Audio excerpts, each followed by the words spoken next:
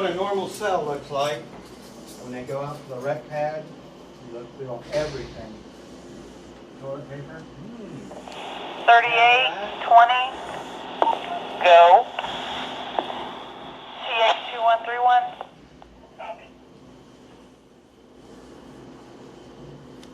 Make sure everything's bolted down. Do all the personal.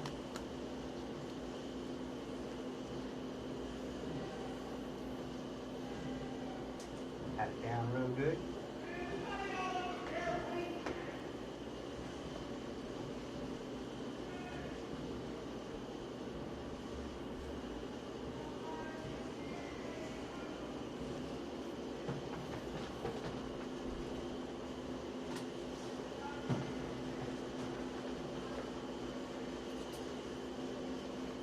Nice.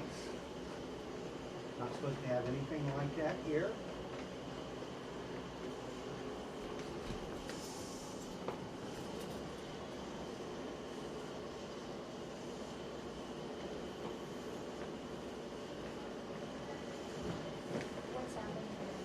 They've torn open one of the blankets. It's a pillow. Well, actually a pillow. And they've stuck their jersey over it, scrub, with a pillowcase. Cut open the corner.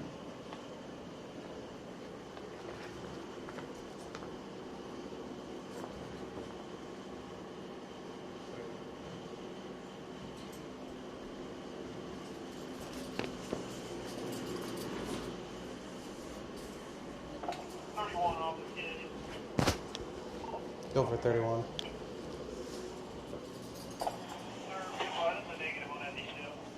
Gotta check everything.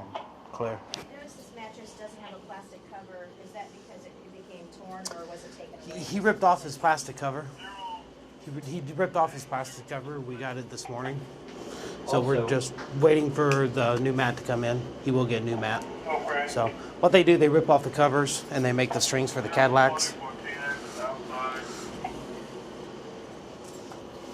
So and these strings they're pretty, I mean, they're, The strings actually come from the mattresses? yeah.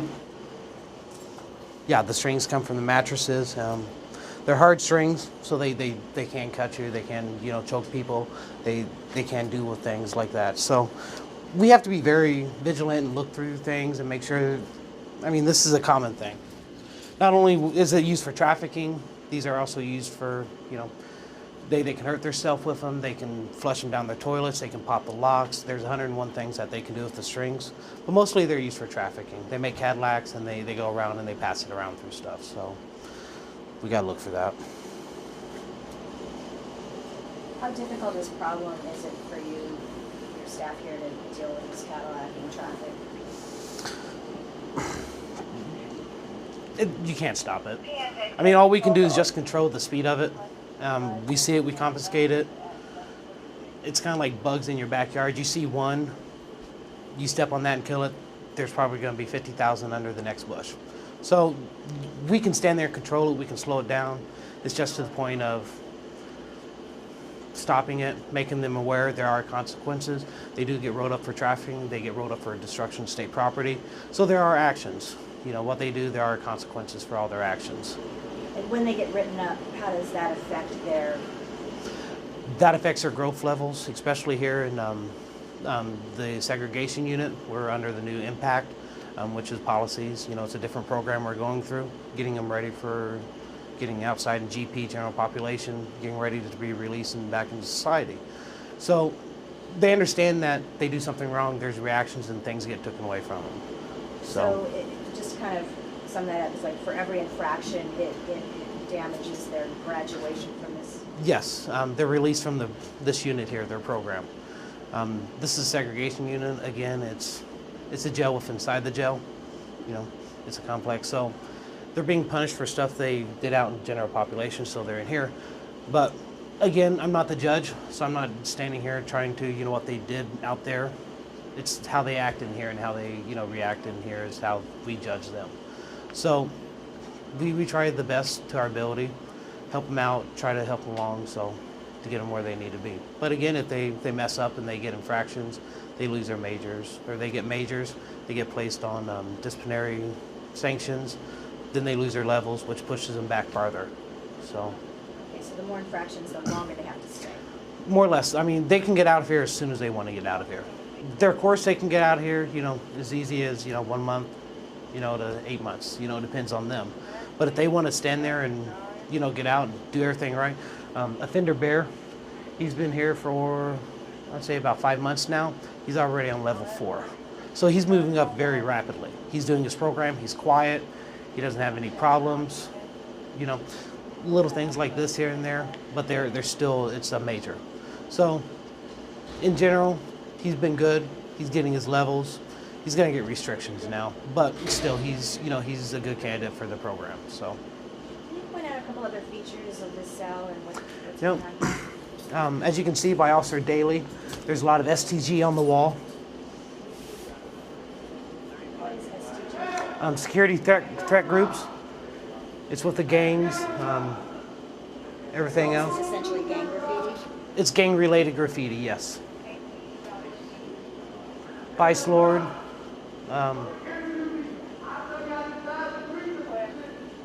It's a Did you get this one, Chris? Yeah. it's a Muslim-based gang group. So, as you can see, he does have the Holy Quran. And we try to be respectful about everything. This is wrong. He's already been wrote up for destruction of state property. Again, we can keep writing him up, clean it off, write up, clean it off, write up. It's just more stuff that comes on there. We're just isolating it, you know. So we're not compromising with him. We're just not making the situation worse. So he's already been wrote up for it. So we're, you know, that's that. When he leaves, the room will be repainted, redone, and then the next person that comes in, they do the damage, they'll get charged for destruction of state property. So, did you check in the envelopes and stuff? I did all the envelopes. I'm gonna check under the bed.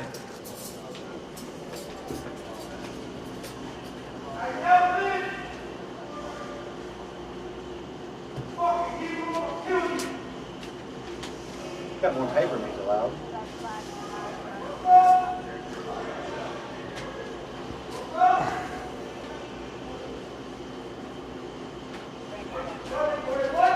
Scroll work.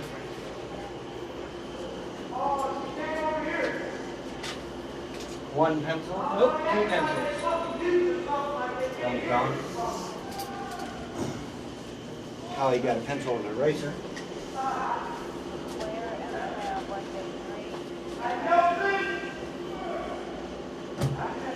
You gotta look underneath here a lot. They'll take and put their toothpaste, put their stuff up on the top. You won't ever find it. You just look real quick, keep on going. Should look up there. Okay. So here He's 10-6 right now. We found some contraband here, but it's not serious, and then Right. from there. Yeah, not serious contraband, but you know, like we have soap. Soap is a, you know, the all personal hygiene products, but the soap itself, they can use it to cover up the camera so that we can't see them for their safety and ours. Toothpaste, they can take the toothpaste, put in the locks, jam the locks. Again, security reasons is why we don't have it. The pencil, for one, they can pull the eraser out, use a metal, file it down, cut themselves, cut staff, peel it apart, use it as razor, cut staff if they want to. So it's just saying it's that we're being cautious for ourselves. So it's protecting our safety, little things that you wouldn't think of in normal household that can be so dangerous. But it's what it leads up to becomes dangerous. So we're just saving ourselves and, you know, helping ourselves out. So. It kind of sounds like, you know, they kind of got nothing on their hands. But All they have is time. All they have is just idle time on their hands and just thinking of ways of just to do stuff and, you know, how they're gonna get through with things. And I mean, they're in here. If you look at the rooms, there's not a lot to do in the rooms.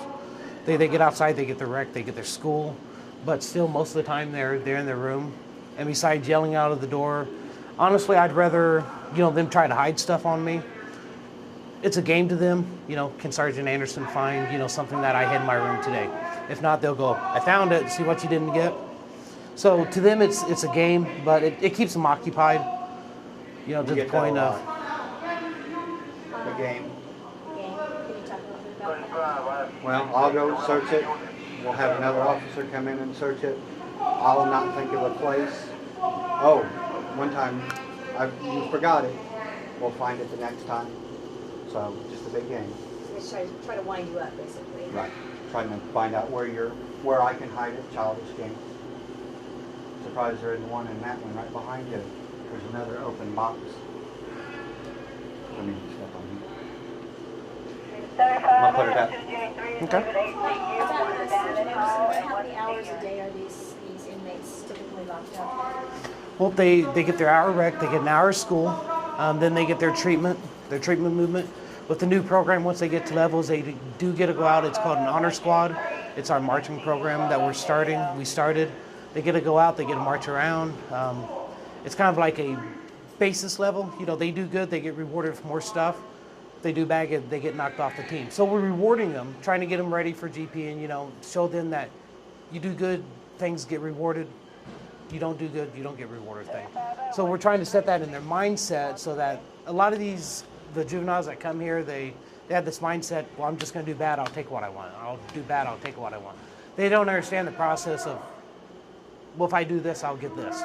So that's what we're teaching them, that's what they're going. So once they do get out into that program, they do get to go out more. They get, you know, they have movies, they have, you know, they get to march around outside. They get more details, they get more responsibilities, I guess I'm trying to say, for themselves, so they can create a better goal for themselves. So. Okay, so for the ones who are really still uncontrollable, they're locked up as much as 23 hours a day, and the ones who are... Still, they get school. They get school. It all depends on them. I mean, some of them, we let them out, they get counseling sessions, they have their group sessions. Everything, 80% of the stuff they do in GP, they still do in here. It's just different procedures. They have handcuffs, they have shackles around their feet, they're escorted. So they still get to do a lot of stuff they do out in GP, it's just different ways of doing it.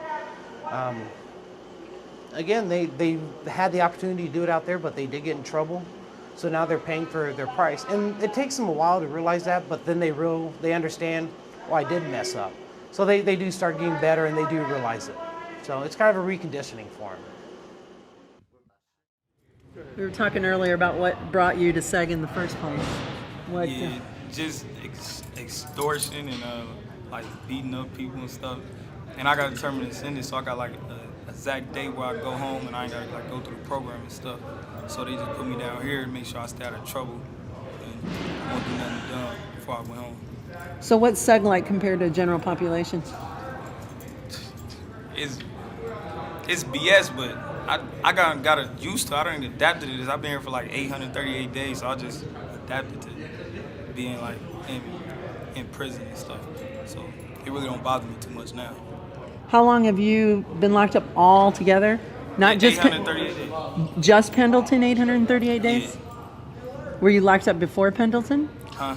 No, as soon as I went to my juvenile, and then they just shipped me off here. I had 2 years, a 2-year DT for armed robbery, and I did some stuff in the courtroom, hit one of the guards, and I had 6 months dead time. That's why I've been here. You hit one of the guards in the courtroom? Yeah, and I had to do 6 months dead time. What made you want to hit one of the guards? Cause they told me I was going to boys' school, and he had told me before court. He told me like, I hope you go to boys' school and stuff like that. And I told him if I go to boys' school, then I was going to crack him. So I hit him. And when they told me I was going to go to boys' school. So, when people who don't know what boys' school is, explain what that is. Man, it's more than it's harder than what they think. When they normal people think boys' school, they just think like just a school where this all boys go. You don't have contact with females, but it's somewhat like prison, but then it's like just like a small version of it. It's cool. So, are you scheduled to get out pretty soon, or? Yeah, on the 15th. The 15th of this month. So where are you going to go when you get out? Fort Wayne. Home? Yeah, I'm going home. I go back with my mom. She just come up here and get me. Are you afraid to go home at all, though? No, I'm afraid of that like before, I had when I thought about like robbing somebody or beating up somebody, doing something, at the club or something, I get adrenaline rush. But now it's just like I get scared and like all like I don't know, clammy and stuff, thinking about me getting locked back up again. And, you know, now I won't be in juvenile, I go across the street, so then, you know, I got a lot of stuff going through my head about that. Because you're 18 and you get out and you do armed robbery, you're serving time in adult prison. 10 years. So, is this, once you've been someplace like this, does that really make you stop and think before you commit another crime when you're on the outside?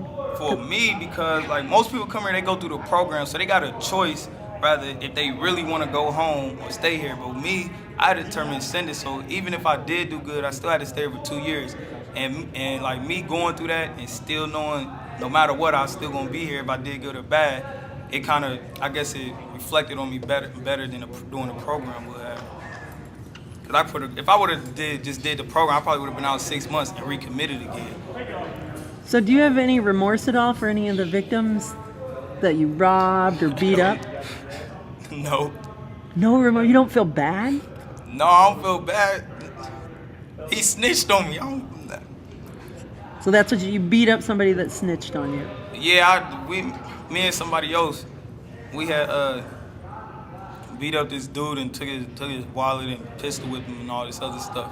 And he just told the detectives and all his mama and stuff like that. I got locked up for that when I got pulled over. But what about the armed robbery? That's what I'm talking about. I had a weapon and he just told him what happened and stuff. And I was already on the run for escaping from placement and stuff, so that didn't help. So you actually think that when you get out of here, even though you don't feel bad for any of the crimes you committed in the past, that you're going to be okay when you get out? Yeah, I mean, I pray every day that I stay out of trouble, because I know how I am and how I got a quick temper and stuff. But I don't know. I hope that I don't get locked up. But I know I might, if I go back to the way I used to be and the same people around me, I know I'm going to get involved in that stuff no matter how hard I try not to. So I'm just going to try, like, not to be around that stuff when I get out. That's not going to be easy to do, is it? No, because I've been living, where I live at, it's like a bad environment. I've been living there since my whole life, and that's like all I know. So me being somewhere else is like just going to be new to me. Were you involved with any gangs or anything? Yes, Vice Lord. Vice Lords? Yeah, I've been like, I ain't have a choice because I was born into it. But I mean, now that I think, I wouldn't go back to change that, because that's part of me. That's who I am now, and it helped make who I am now. So do you think you'll go back to the Vice Lords when you get out? Mm-hmm. Oh yeah, I'm always be Vice Lord. It's just a tone is set with it, like stuff to do and like how much you got to do. Because when I was out, I always was proving myself to the people I looked up to and the people that had more rank than me in the gang. So I was always pleasing them. But now I know that I just gotta, worry about myself and my family and stuff like that, and just leave all that behind. So have you seen your family since you've been locked up? No, I don't like getting visits. They always want to come see me, but I tell them I don't like getting visits and stuff, because that put me in a very emotional wreck, and I don't like that. And you don't like them to see you in this environment? Yeah, I don't like my little sisters and my nephews and nieces that look up to me come and see me locked up. I don't know, that just set a bad impression on me. So tell me what you think it's going to feel like when you walk out of here. No razor wire, no handcuffs? Man, I don't know, man. It's going to feel like a new life. Because I've been always on probation or parole since I was 10. So I burnt up a car, put a little towel in the gas tank and set it on fire, and I got arsonist for that. So ever since 10, I've been on paper. So and I leave free, so I ain't gonna be on probation or parole or nothing. So it's gonna be like I'm gonna be free. I ain't never know what it meant, because I always had like people down my back telling me what I have to do and what I need to do in school and all stuff like that.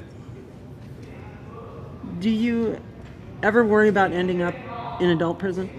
Yeah, I worry about that. I worry about that constantly. But I know me worrying about it is going to help me to know that I don't want to go there and stuff like that. So like most people, they'll just push it out their head and say, I ain't never getting locked back up. But I always keep it in my mind that if I slip up or do the wrong thing, then that'll put me over there. And I ain't trying to go over there. Final question. If we were gonna try and find you 6 months from now, a year from now, where do you think you'd be? How do you think you'd be doing? What do you think your life will be like? I don't even know. I ain't even gave that much thought. I mean, I think what I'm gonna do, but I don't know where I'm gonna be.